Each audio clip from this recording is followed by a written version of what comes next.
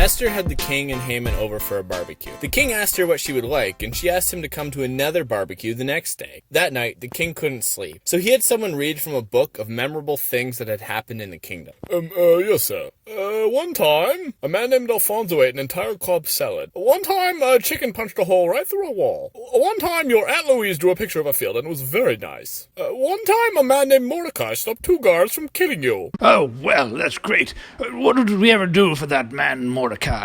Nothing, sir. Meanwhile, Haman had just finished setting up his great big gallows and was coming to see the king to ask about hanging Mordecai on it. Haman, is that you? What should I do for someone the king likes very much? Oh, that must be me. Well, he should buy that man a new jet ski, 4 oak dining room chairs, racing crocs, a pinwheel, a pack of grow-it-yourself heritage carrots, mango marmalade, a model train, ticket to Persia's Got Talent, a 2003 blue Ford Focus, and a pet parakeet named Colbert.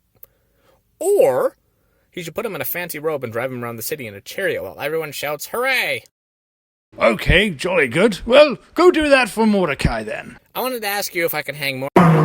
What now? So Haman led Mordecai around the city in a chariot all day, and then he went home and cried. I wanted to kill Mordecai. That night, Haman and the king went back to Esther's for the second barbecue. What is it you want, my Queen Esther? Someone is trying to kill me and all of my people. Tell me who it is, and I shall give them a good talking to and a cold, hard stare. It is Haman. Well, that's a conundrum. The king was so upset, he went outside to think for a bit. Haman fell down at Esther's feet to beg for his life. But just then the king came back in. He saw Haman falling, and he thought he was trying to hurt the queen.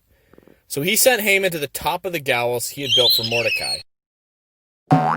The king couldn't change the law that said the Jews would be killed on a certain day, but he made up a new law that said they could defend themselves.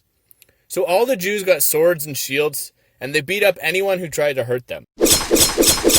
And the king was so impressed with Mordecai, he gave him Haman's old job. Now this story is one where God is clearly in control. He defeats his enemies and he saves his people. We don't see God very plainly in the story, but he's there, working behind the scenes. And that's often how it is in our lives. Even though we don't always see him, God sent his son to defeat his enemies and save us from our sin.